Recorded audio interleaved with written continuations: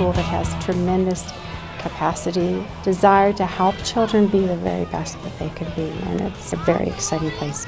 Inclusion is having everybody sitting at the table together. It's making everyone feel accepted, part of the team, that we're all here to help and support one another in whatever way that looks like. We're a team. We're going to make it together.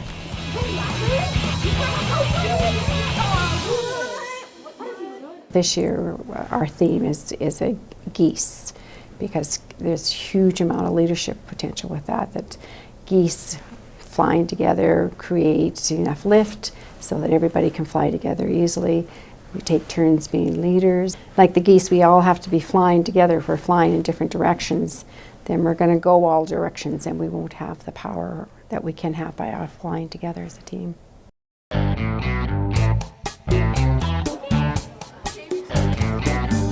We need more support on the bottom. It isn't really working out that well. Science Olympics was something that a friend of mine and myself started. It was basically a fun day to correlate with the Olympics, and so it's an opportunity for all the kids in the school to come together and have a day where they can work together, cooperate, have teamwork. We're gonna get it built soon, but it's gonna look pretty good. I believe you have to be inviting, and you also have to be a really good role model.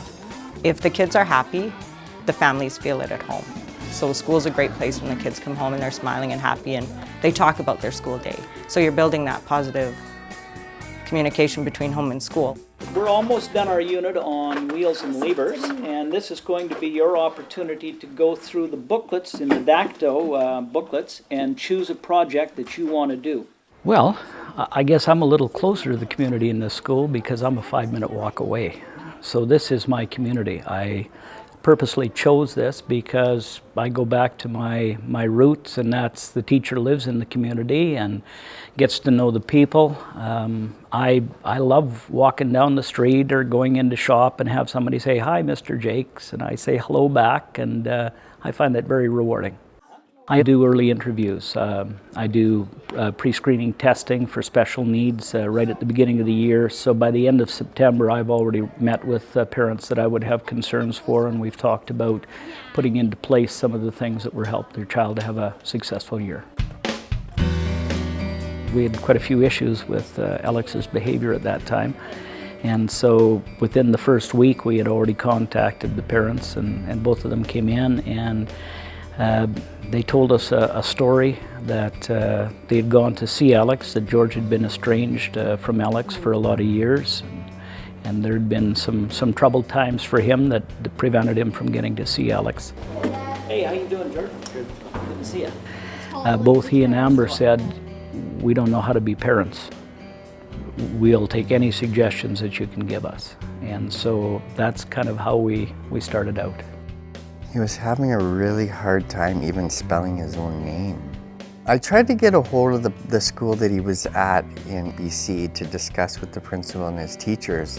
Like I tried to communicate with them and try to get some sort of understanding where Alex was, and it didn't seem like anybody wanted to talk to me about it. It was just like a problem and they just didn't want to discuss it. Tom really made me understand and made me take the time to look at the things that I needed to concentrate more on.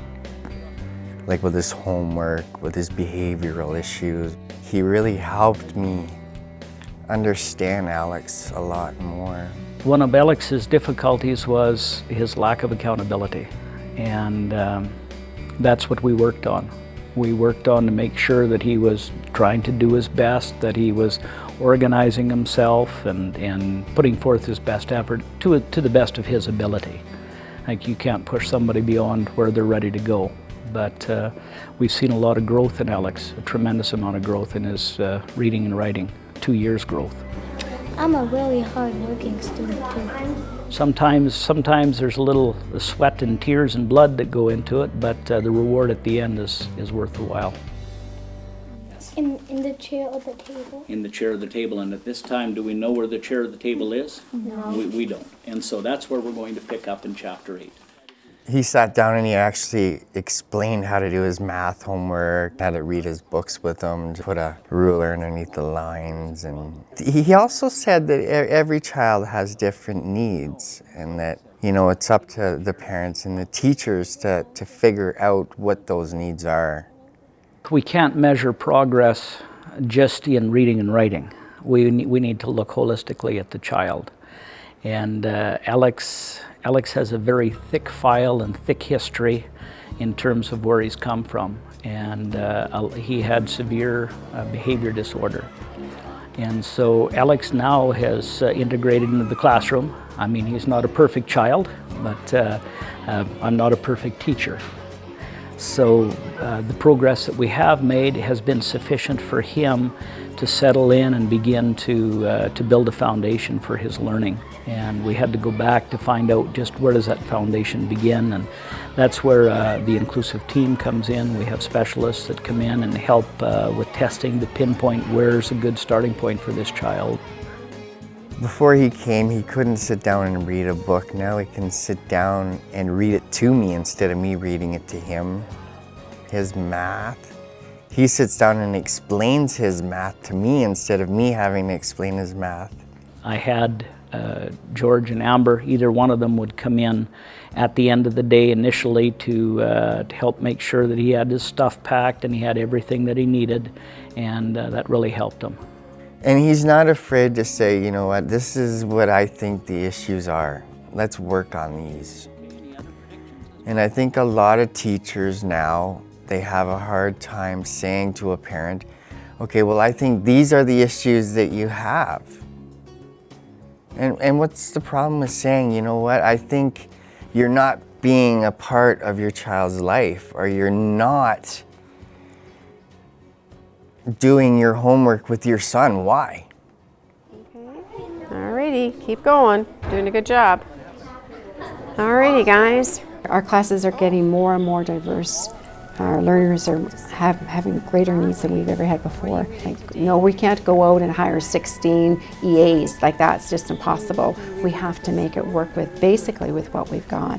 So what resources do we have here? We've got a teacher, we've got consultants, we've got lots of reports, we've got parents, we've got lots around to help him make sure that that's gonna work. Everybody wants to be like her? Yeah. Yeah. And there's one. And so what Fraser decided to do is to look at it as a problem. We're not going to get any more resources. We're not going to get any more people. There's no more money coming. What are we going to do? We have children that have needs. What can we do differently with what we have? One of the resources that we do have is we have the people in the building and our time. Let's take a look at how we can use those to maybe look at it differently so we can help more children. So what the staff came up with was this idea of having time twice a day to work with small groups in their, a small group in their classroom, and the rest of the children went to what's called intervention time.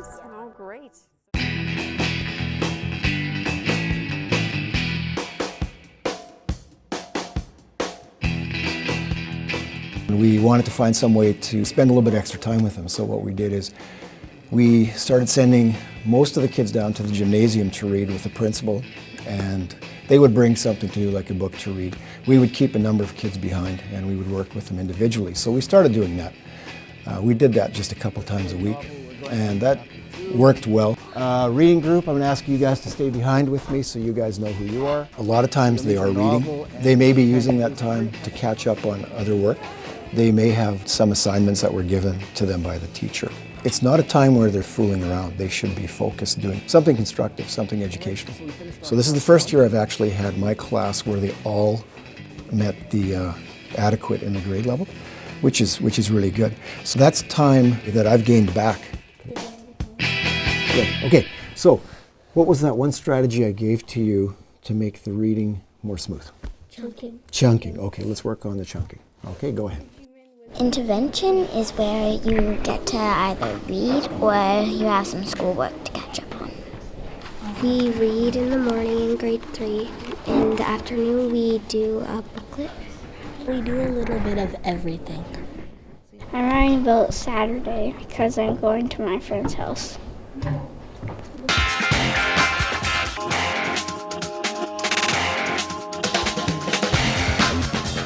on a dragon's den? We are the Fraser Dragons, so we thought Dragon's Den was a cozy name where kids can curl up with a good book.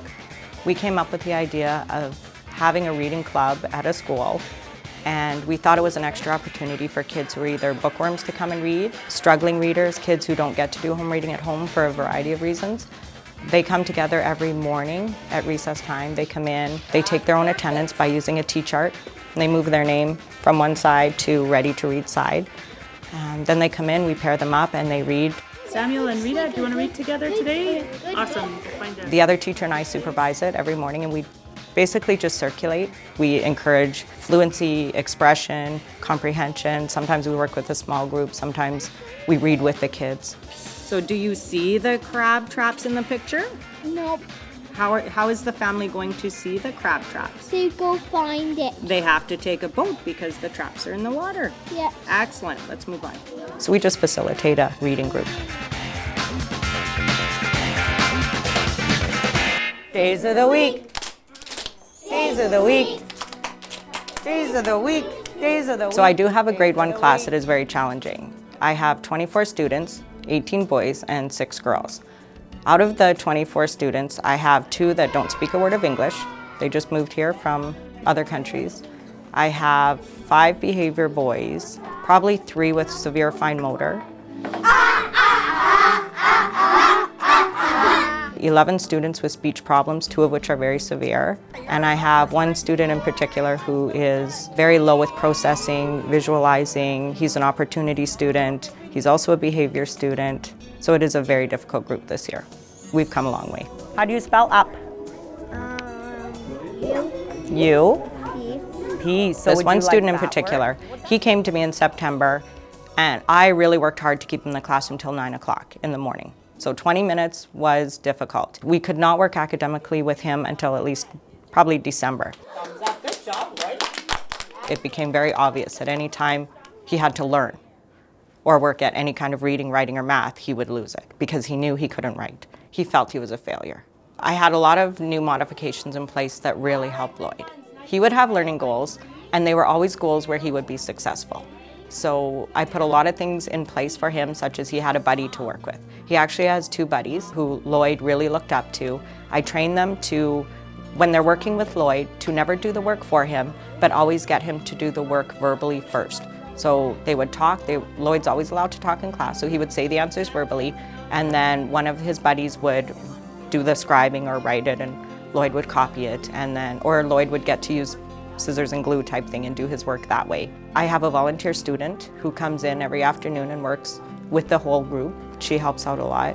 As far as with Lloyd, specifically in his work, Lloyd gets a lot of praise no matter what he does. One expression that works well with him is, you don't have to get it right, all you have to do is try. And he tried. Every day he tries. You can say to people when they get discouraged, and where was he or she 6 months ago?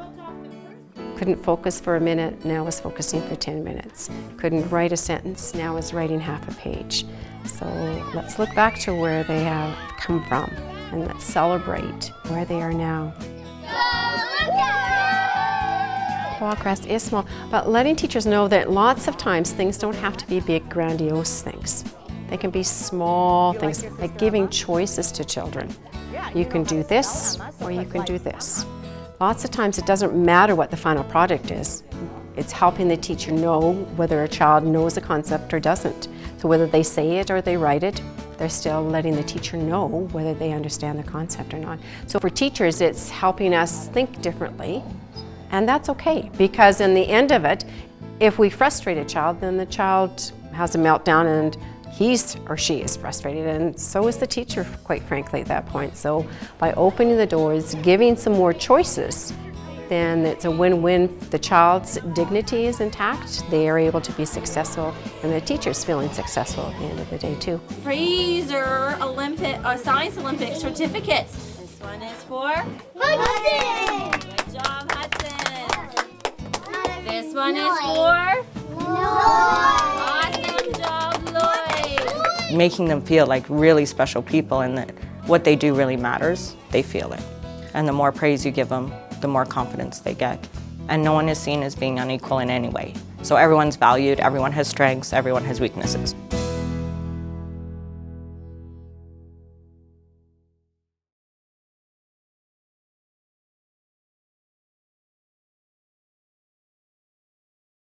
To learn more about what Edmonton Public Schools is doing to support inclusion, visit us online at epsb.ca/inclusive learning.